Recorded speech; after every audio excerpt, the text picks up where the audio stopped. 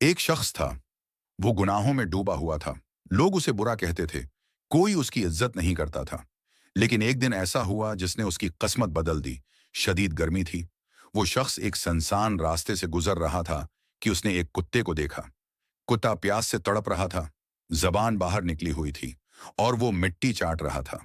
وہ شخص رک گیا۔